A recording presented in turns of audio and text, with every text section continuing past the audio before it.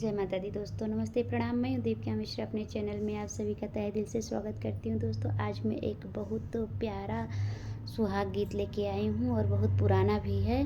आशा करती हूँ कि आप लोग को ज़रूर पसंद आएगा, तो प्लीज़ लाइक करें, शेयर करें, चैनल सब्सक्राइब जरूर कर दीजिएगा। ज़्यादा से ज़्यादा सपोर्ट करें और कमेंट बॉक्स में बताइएगा हमारा गीत आप लोग को कैसा लगा। दोस्तों, धन्यवाद। अरे नीले नीले घोड़वा रे नीले रंग बछेड़वा रे नीले रंग बछेड़वा रे सोने रूपे लसरी गाम नाजो सोहाग रे सोने रूपे लसरी गाम नाजो सोहाग रे घोड़ा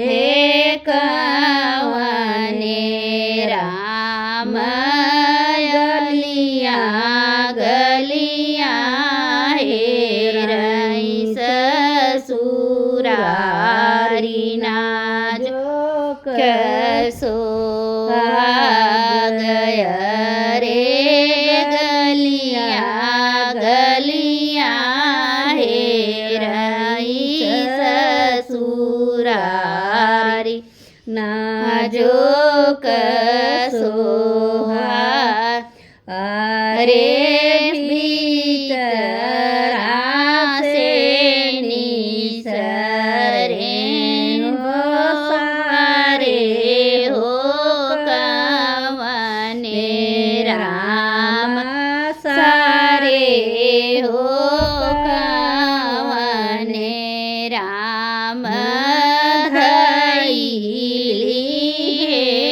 घोड़े कलगाम नाजो सोहाग रे धैली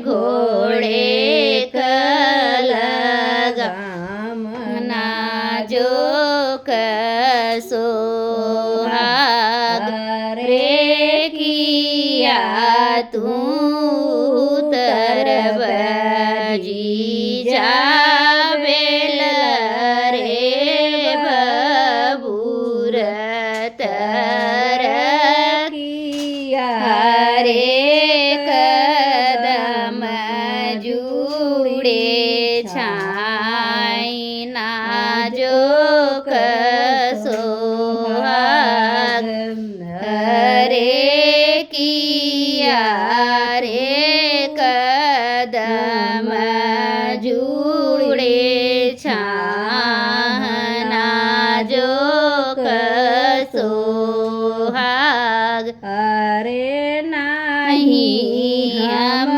उतरबई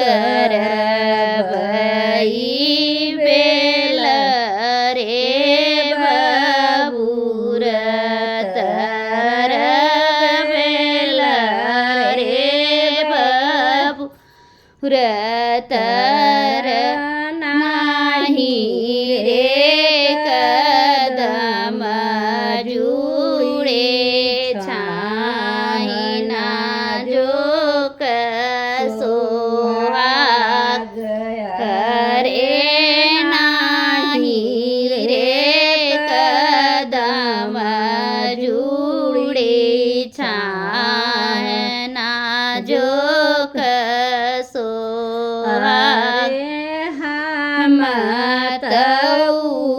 उतरबई बारे हो हरे हम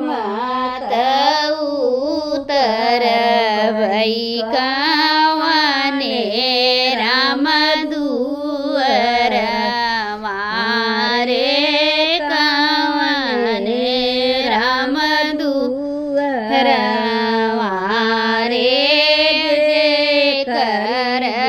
बियहब कन्याकुमारी नाम तर बैसने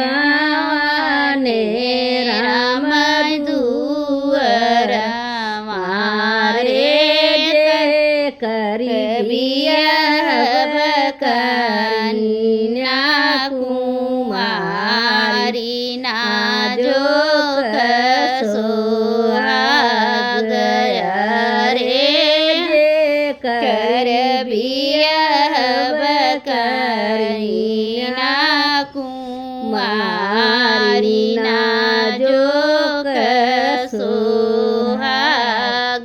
थैंक यू दोस्तों। हमारा गीत आप लोग को अच्छा लगेगा तो प्लीज़ लाइक सब्सक्राइब और ज़रूर करिएगा।